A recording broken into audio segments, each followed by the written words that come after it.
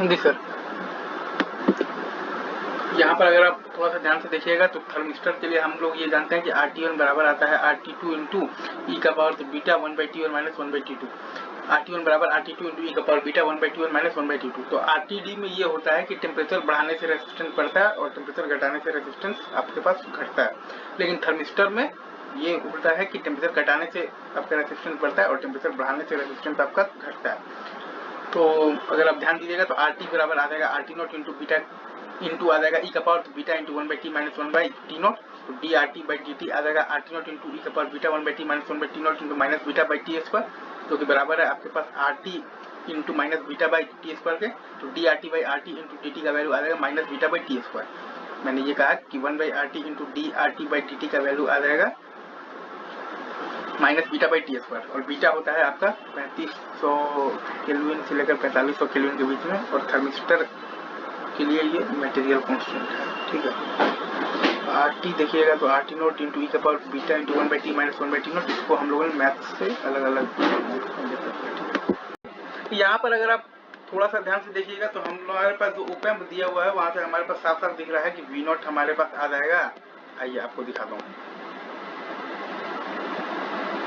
तो ओपैम्प दिया हुआ है, तो यहाँ से अगर आप ध्यान दीजिएगा तो V0 हमारे पास आ जाएगा माइनस RT/R1 टाइम V1 और प्लस आ जाएगा V2 इंटू R4/R3 और plus R4 into 1 plus RT/R1। हमारे पास V0 आ जाएगा माइनस RT/R1 टाइम V1 और प्लस आ जाएगा V2 इंटू R4/R3 और plus R4 into 1 plus RT/R1।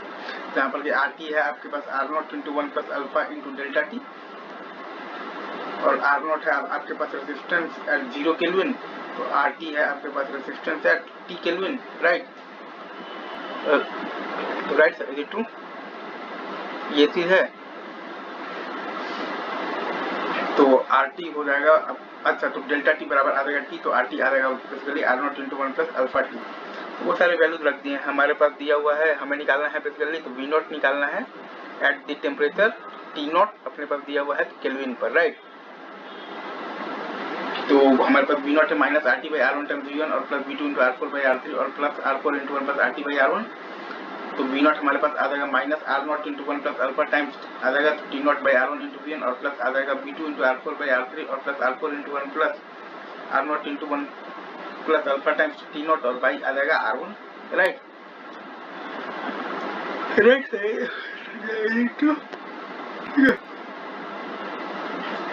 1 plus R0 into 1 plus alpha times T0 और by R1। अब इसमें हम लोग तो वैल्यूज रखकर बेसिकली V0 निकाल रहे हैं, ठीक है, सिंपल। अच्छा,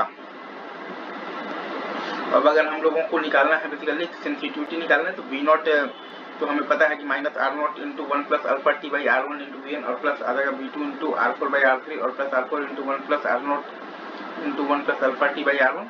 तो del V0 by del T अगर आप निकालिएगा तो हमारे पास आ जाएगा minus R0 by R1 times alpha into V1, ठीक है, और प्लस आ जाएगा V2 इंटू R4/R3 और plus R4 into R0 by R1 times alpha, ठीक है, ये आ जाएगा। तो del V0 by del T कर हम लोग चाहें तो सेंसिटिविटी भी निकाल सकते हैं, ठीक है। ये ESC गेट वगैरह में आया हुआ सवाल है, तो मतलब मैंने आपको करा दिया है जनरलाइज्ड फॉर्म में, ठीक है, लेकिन हाँ अगर उसमें आएगा तो वो आपको तो वैल्यूज देकर आएगा, थोड़ा सा कैलकुलेटिव हो सकता है। मैंने आपको जनरलाइज कर एक आपको सोचना मतलब सिखा दिया है, एक आपको डायरेक्शन दे दिया कि हाँ इस तरह के भी सवाल आते हैं, ठीक है। चलिए आगे बढ़ते हैं।